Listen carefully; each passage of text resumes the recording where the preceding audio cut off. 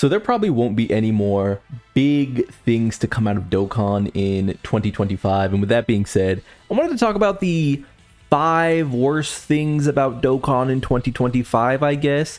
And, maybe you can come up with some that I missed, or maybe something in Dokkan that's happened this year matters more to you than it matters to me. So if you have any ideas in terms of like what has been going on with Dokkan in 2025, because it has been an otherwise pretty good year. I'm not going to say that Dokkan 2025 has been a bad year or anything, but with it being lauded as the best year in Dokkan, I thought we'd wind the clock back and just have a little fun talking about what has been wrong with the year. And maybe I'm tripping, maybe I've got them all ready to go, lined up, picking them off. So let's get into them. So right up top, I guess I just want to start with one of the single worst things that happened for Dokkan Battle this year was definitely the Golden Week celebration. I feel like the Golden Week celebration was just a complete disappointment as far as unit viability goes.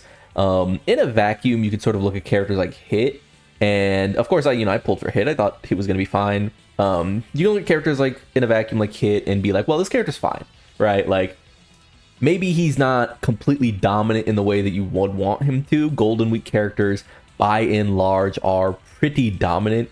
And just to prove that fact, I do want to talk about 2 characters who lasted quite a bit of time, barring gimmicks, by the way. I'm not even going to be talking about the gimmicks that the characters pose, which is Majin Buu, Fat Buu, his DFE, which is phenomenal. Literally still a top whatever unit in the game. Literally still a top whatever TUR in the game.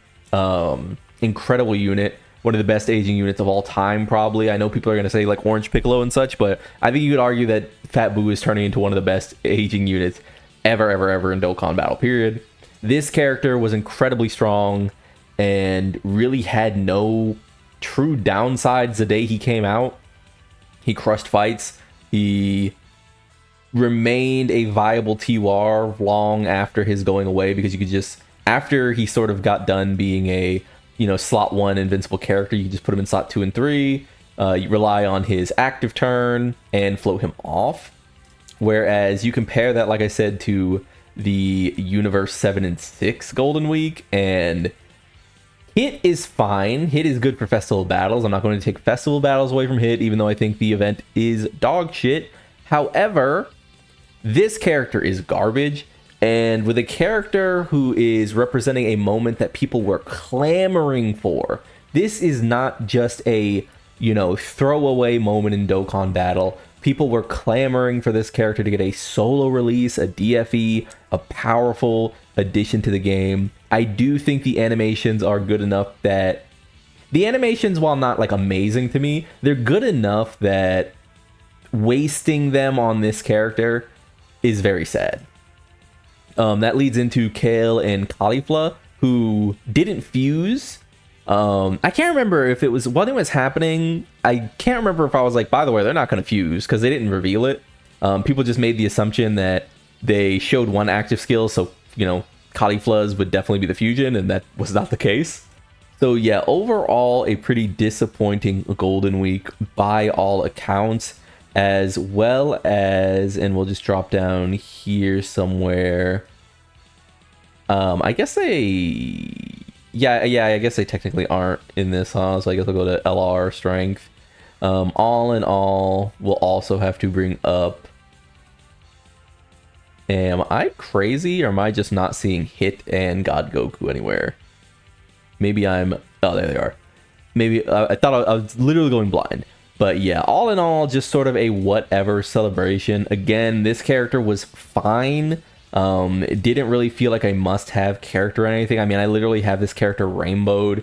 This would have been an amazing Easy A to be truly dominant, but it just ended up being okay. So yeah, I think that's just, that's about all I want to say to wrap up point one. It's just not enough juice from our Golden Week this year. Our Golden Week was incredibly disappointing, I think.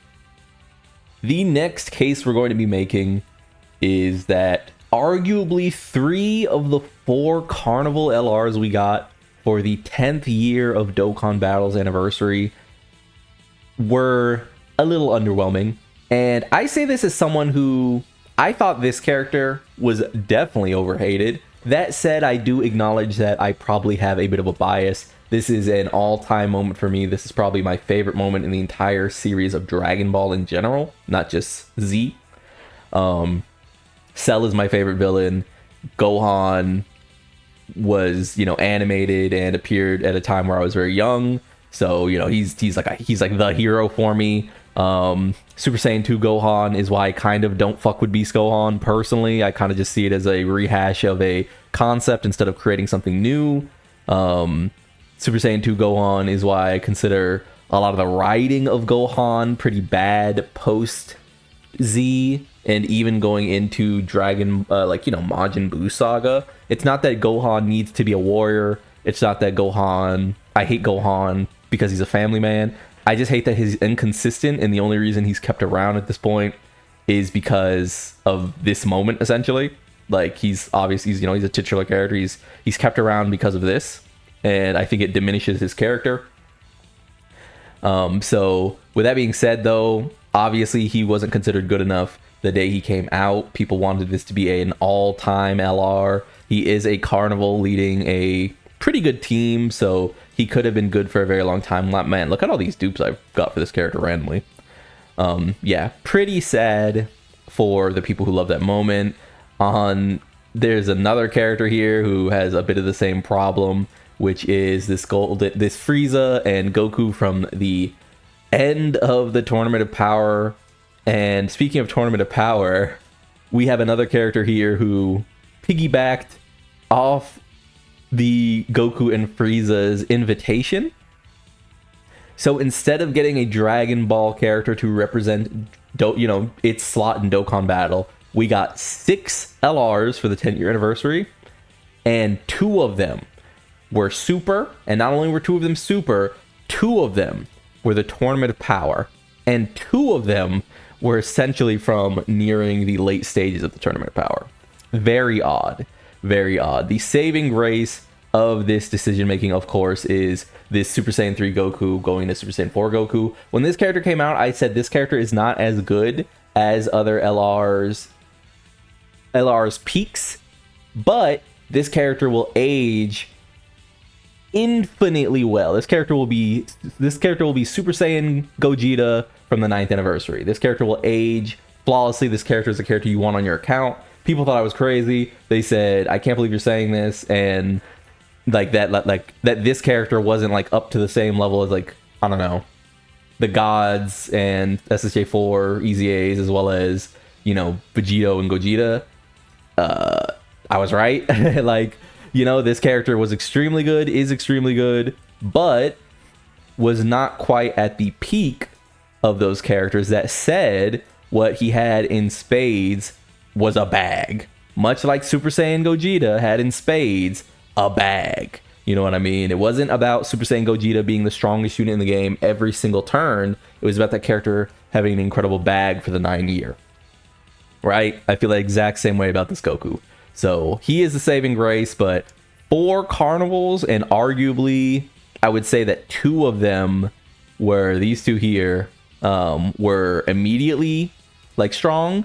And weirdly enough, Frieza and Goku's lifespan, I found myself liking them because they just fit on so many teams. Their advantage was just this wall of categories, right? So not exactly where you want your 10-year anniversary Carnivals to fall, but it sort of is what it is. Let's get into the next point. One other thing we get from Dokkan from time to time is the attempt to fill in for content that we otherwise don't have present in the game. And in this case, 2025 revealed one of, if not the single worst event they've ever released. And I can't really speak to that, with complete, confirmation, affirmation, what have you, because I wasn't here for all 10 years of Dokkan, right? I've been playing for 3 years, and even still, I could tell that this was a mistake. In modern Dokkan, terms, this is perhaps the worst that this game has ever been from a conceptual standpoint. It's not that this has affected the entire player base or this is the worst thing they've ever done in terms of like, you know, shafting players. It's just they made something truly bad and I don't know who it was for. I guess the true answer is that it was specifically for people who had mercenary Tau, you know, Tau's up, but that still doesn't feel right. Like, it's fine to create an event around to, you know, your current characters, but like after really sitting with the event, I don't see it coming back. It seems like a weird one-off thing that took way too many resources. You're talking about something that needs to be released and monitored and just ended up being a bag of cheaters. Whereas like you were trying to highlight the incredibly hard hitting Tien and Tao Kaga who had just, or not Tao Kaga, the Tao Pai who had just released. And I just don't get it.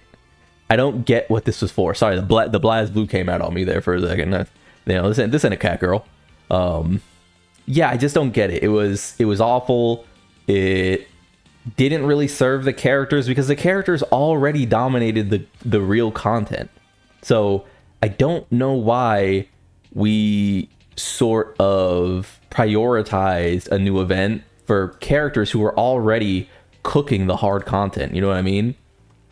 Yeah, it doesn't make any sense. Great characters whose celebration was absolutely spiked, pun intended, by a terrible, terrible event. Let's get into the next one. So here's the thing. And if you follow this channel, you know why I've brought this up. I don't care. I do not care if you want to make free-to-play characters for Dokkan Battle. What I do care about Dokkan Battle is that you blow real celebration level LR animations on characters you never intend for people to use. This Piccolo, I was told every single day that I was hating because this Piccolo was going to get Goma's team. I am recording this on November 9th. This Piccolo released February 21st. Are you kidding me? It has been nearly 10 months. 9 months, I guess, more literally, since this character was revealed. And he is about to finally have his team. Reminder that his current team is led by DAIMA Goku, who he can't play with because he can only use extreme class characters. Now, I guess you could say, well, when all allies attacking the same turn are demonic power or extreme, helps him cook. The issue is, if DAIMA Goku released on February 22nd, and you were running a team of demonic power characters, then fine. We are 9 months removed from this guy's release. Fuck off. I don't care if you want to use amazing animations for your free-to-play characters. They used pretty amazing animations for the global download celebration. If you guys remember, there's a lot of impressive free-to-play characters in that. Nova is really, really good. I've used Nova a ton. If you want to make the free-to-play characters good, fine. But do not come to me with this Festival of Battles merchant and tell me that I shouldn't be upset that they blew this final spirit cannon on a free-to-play character for an event no one wants to do. It sucks. I would rather them never release another free-to-play character again, even Nova Shenron, even the Goku Black clones. If it meant that at some point we actually got Super Saiyan Bardock's LR, with like LR level animations. We actually got, you know, King Piccolo's LR with actual animations. This is disrespectful. For months, I was told that I was hating. For months. And I'm back on your ass right now for telling me that shit. You thought Dokkan was gonna pull through? You really got gaslit by Dokkan Battle. You know, treating you nice, whispering words in your ear, giving you a free Vegito during the 10th anniversary. You thought they were gonna give this guy a team? Nah. They don't give people teams. That's not what Dokkan does. That's not what we're here for. Dokkan wasted this moment. We're 9 months removed. Goma's going to come out. I'm sure this character is going to go on that team, and people will make all sorts of videos being like, he's actually great. And guess what? He's just going to be like a float merchant. You should be using other characters who are better than him, but we're going to get a million threads being like, he's actually usable now. Nerd shit. This character was so disappointing. They should have never made him. This character was at least usable. I still wish they didn't make him. He's getting sort of caught in the crossfire. I'll accept that. But this has been a real blight for me in Dokkan 2025. Again, I will concede that there have been good free-to-play units this year. I am not saying there have not been. The clones have been great, but guess what? The clones use a bunch of sort of lower level and reused assets. Let me tell you something. I am perfectly fine with them making a billion free-to-play units if they're smart enough, if they are intelligent enough to do things like this. Not crazy animations, still nice to look at, nice and free-to-play, instead of wasting animations on nothing. Satisfying, clean enough, a great free-to-play character, right? Let's go here real quick. Or actually, I guess we have to go here. Let me just click through. And where is our boy? Because this is a great example. A nice free-to-play animation, reused assets, just new enough. This is great. This is what free-to-play should be, and a great character on top of that. Don't ever show me Demon King Piccolo again. Don't ever do this again, Dokkan. This could be number one. This could be my most annoyed I've been with Dokkan this year, easily. And I wanted to end this off quickly with a character that you all know well. Dokkan Battle. Even though I said that this character is probably less bad, quote unquote, like bad, than people gave him credit for at the time of his release, he is still incredibly underwhelming for the moment that he encapsulates. Look how good this animation looks. This animation is gorgeous, right? And it is incredibly unfortunate that this guy wasn't insanely dominant. Only a few months after this character released, Fat Boo was a better character than him. Fat Boo's still a better character than this guy. Isn't that crazy? I know that Fat Boo is a gimmick character, so it is what it is. It's hard to scale characters like him. But there's no reason that this Vegeta should be as clunky as he is. Like I said, I've maintained that he's a little tankier than people gave him credit for, that he's a little more useful than people get him credit for. But, I mean, it's impossible to, you know, deny that this character is clunky. He is clunky. This kit is weird. Couple it with the fact that this character is so late to the party. This character is in-game as a story asset months before his release. And I'm not going to say this is Dokkan's fault entirely. I'm sure there was something with Shueisha or Toei or Bandai or something interacting with the release of this character. But when it also comes to Vegeta being released after the 10th anniversary and being so weird, to then see this character show up and be incredibly strong but just so late, it makes me feel a little bad about Dragon Ball, genuinely.